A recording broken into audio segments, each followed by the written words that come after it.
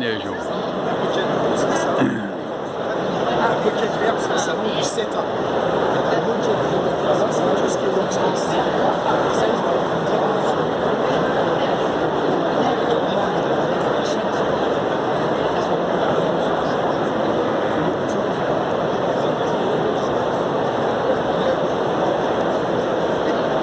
Mais cette année, c'est dans moins de carré.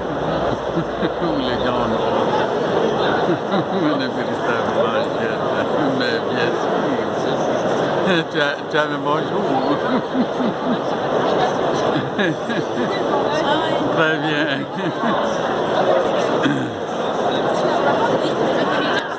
Ce n'est pas de l'Est pour l'âne, hein, mais il y a pas mal de jeunes, c'est normal. Il y en a beaucoup qui sont intégrés. Les masters en ce moment.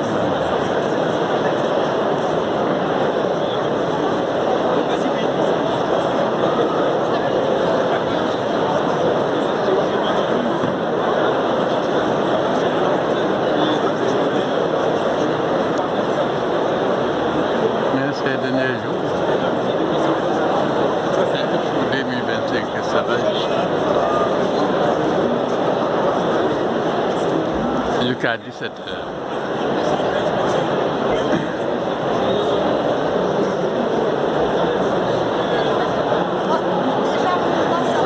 J'adore les pizzas.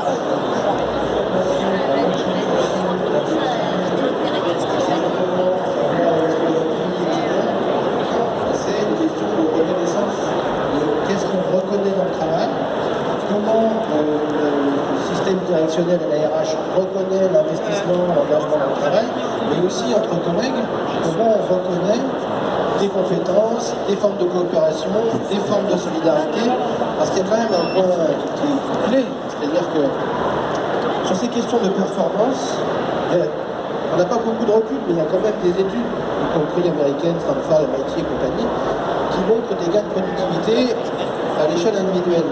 Mais ce n'est pas tout à fait le cas à l'échelle collective. Parce qu'il y a encore une fois cette logique organisationnelle. Et donc du coup, il faut en prendre soin. Et donc du coup, c'est là où l'intelligence artificielle est intéressante. Elle nous oblige à regagner en intelligence collective.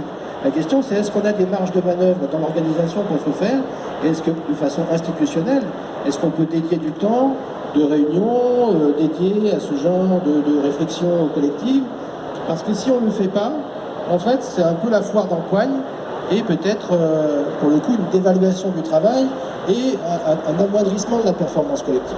Donc c'est là, je crois, où c'est intéressant, l'arrivée de l'intelligence artificielle. Elle ne va pas mécaniquement transformer les choses de façon automatique par la magie ou le caractère miraculeux des outils. Par contre, elle vient un peu complexifier la donne organisationnelle et nous oblige à remettre la poussière qui était sous le tapis, sur le tapis.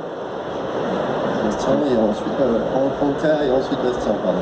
Oui, c'était aussi de dire qu'avec l'IA, les choses deviennent plus compliquées parce que les outils sont plus complexes. Déjà, nous, là, on dit IA, mais il y a des IA. Des IA et des IA très hétérogènes. On a du machine learning, donc on a aussi des algorithmes qui ne cessent d'évoluer. On est passé d'une IA symbolique où, disons, on était dans des arbres de décision que l'on arrivait à peu près à suivre, à une IA connexionniste où on fonctionne beaucoup plus par des calculs probabilistiques. Voilà, ça cherche à reproduire des processus mentaux. Donc c'est encore plus difficile à comprendre, même le fonctionnement de l'algorithme, c'est parfois compliqué même pour les concepteurs d'arriver à comprendre ce qui s'est passé, pourquoi on a obtenu tel ou tel résultat. Donc les outils sont plus difficiles à adapter aussi à l'activité par rapport à ce que je disais tout à l'heure, la maison d'activité la maison d'Amérique latine. À l'activité et de l'autre côté il y a des gens qui ont déjà mis les milliards, organiser les liens sociaux autour de ces outils. Donc ce qui change même avec l'IA, c'est que tout ce travail d'ajustement devient plus compliqué encore parce que les outils sont plus compliqués et ça embarque des acteurs encore plus nombreux.